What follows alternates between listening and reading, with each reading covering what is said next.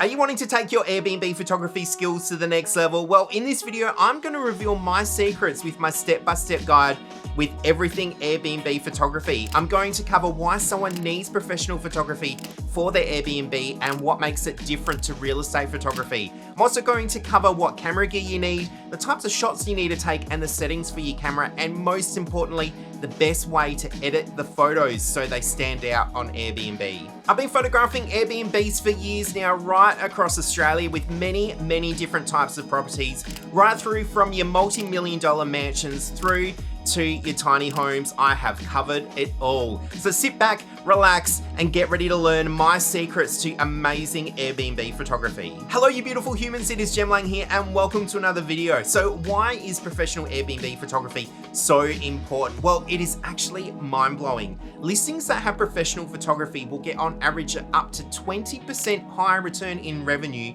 than listings that don't have professional photography. It is just crazy. Now, why is that? It is because Airbnb will push in their algorithm and high in their search results listings that have gone the extra mile with higher quality listings with professional photography, opposed to listings that don't have that. Now, because it is appearing high in the search results and in the algorithm, it means that they are getting a higher return in bookings of up to 20%, which is more money in the pocket of the owner who has professional photography opposed to those that don't. On average, someone will only spend 5 seconds looking at a listing before they move on to the next one, and having amazing photos so they stay longer looking at the property will increase those bookings as well. Photos are one of the top 3 reasons why a guest will book a place. So that is why it is so important to have amazing photos that stand out. It is absolutely worth the investment. The reason why Airbnb photography is different to real estate photography is because you are telling a story with your photos. It is not just about taking wide shots to go on Zillow or realestate.com. You want to capture the special moments and the experience of staying in the place. You want your guests to be able to picture themselves there unwinding, relaxing, enjoying the facilities, or going for a swim in the pool, or whatever it is.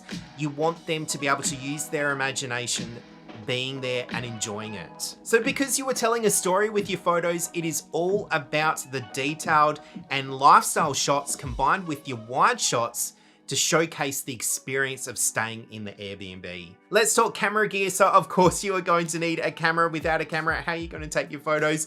I do recommend a mirrorless full frame camera so you can get the most out of dynamic range. You do shoot in challenging situations sometimes where you do need to lift your shadows or reduce your highlights, and by having a full frame mirrorless camera will give you more dynamic range available to you.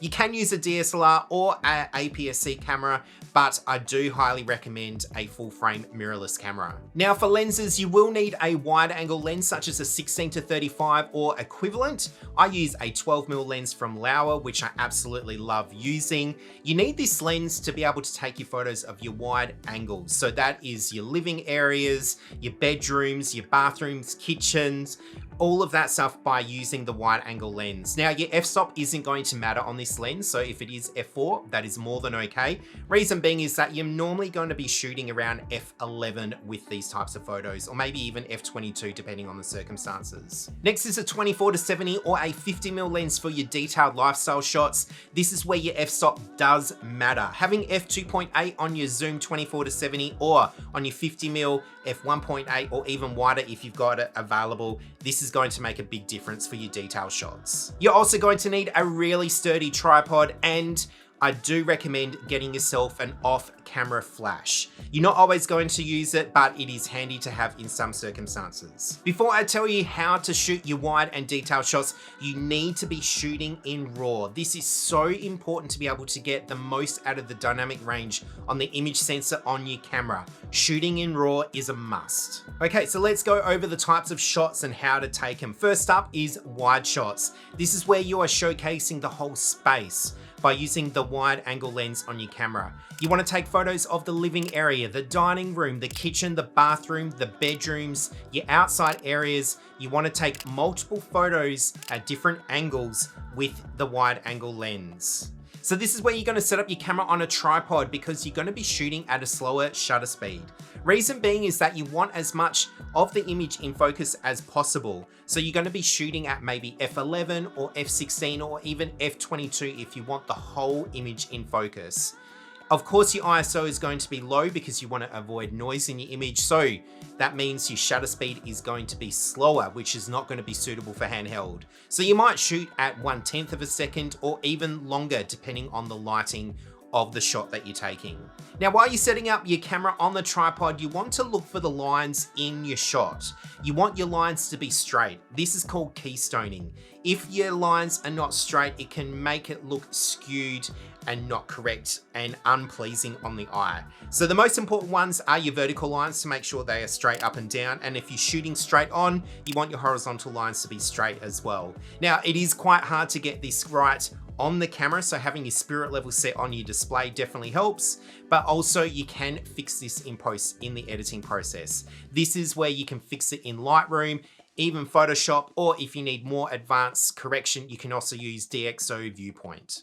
Now, when it comes to angles, I always take as many shots as I can from different viewpoints around the space, looking for those interesting viewpoints to be able to capture and showcase the space. Now, when it comes to height of the camera, when you're taking photos of your living area and bedroom and maybe your external photos, you're pretty much going to look at navel height. It's when you're shooting your kitchens, your bathrooms, or maybe dining room, or the laundry, you're going to go a little bit higher around chest height because you want to shoot over the counter and over the sink so you can see those details in those photos. And then that way also you're not getting too much of under the cupboards. You want to find a nice balance between not having too much ceiling or too much floor, so you're just getting it right. Now let's get into the detail shots. This is where you'll be using your 24-70 or your 50mm lens, and you will be shooting handheld. You won't need your tripod for these shots. You'll be able to shoot at f2.8 or f4 or maybe even wider at f1.8, depending on what you're photographing. Now, because you are shooting more wide open, it means that your shutter speed, probably at most, you won't want to go any slower than 1/100th of a second, but depending on what you're photographing, if it is a dark space, you may need to push up your ISO, so assess that accordingly. Now, get creative with your detail shots. This is where you are showcasing the story of staying at the Airbnb. Maybe it's been styled in a really nice way. You want to take photos of that. The dining table's been set. Take photos of that. Maybe cushions on the couch. There's a nice book on the coffee table. Take photos of the lamps, the plants. Maybe there is a shower or bath that make it unique, that are outside of the property. Take all those detailed shots and get creative. Another tip that I've got for your detailed photos is to shoot through things. It just adds an extra element of depth to your photos. Maybe you could be shooting through a door frame or a lamp or a plant or a shower screen. It just takes your detailed photos to the next level. Before I go on to the next tip, if you are enjoying this video and finding it informative, please consider subscribing and hitting the like button as well. I will be bringing more videos in this series about Airbnb photography, so make sure you don't miss out. Okay, so let's talk about lighting techniques. Now, most of the time I will shoot with the ambient light that is available in the space. So that means shooting with the natural light. That could be the natural light coming in through the window, or it could be the lights that are in the shot. Sometimes I will use an off-camera flash to fill in the darker areas of the shadows in the space, but with the dynamic range on cameras these days, you can push up those darker areas quite substantially without losing any quality, especially with shooting in RAW. Now, because cameras don't see like the human eye does, there are going to be certain circumstances where you'll need to take multiple photos of the same shot. Say you're taking a photo of a living area and there's a nice beautiful view outside, the camera isn't going to be able to see both of those at the same time, so you'll need to take multiple exposures. Set up your camera on a tripod, take a photo for inside at the exposure correct for that, and then adjust it to take a photo for your exposure outside. This is called bracketing, or also called HDR photography. Now, most cameras do have a bracketing feature where it will do it automatically for you, taking your multiple exposures. But for me personally, I like to do it manually, taking those shots myself, adjusting the exposure accordingly, starting from the internal and then working outside, adjusting the exposure. Lightroom does have a HDR option to be able to combine these photos, but I do prefer doing it in Photoshop because it just takes it to the next level with more control. Once you've edited your photos, select the multiple shots, right click on it and go edit in Photoshop as layers, and then you use the masking tool in Photoshop to combine those shots.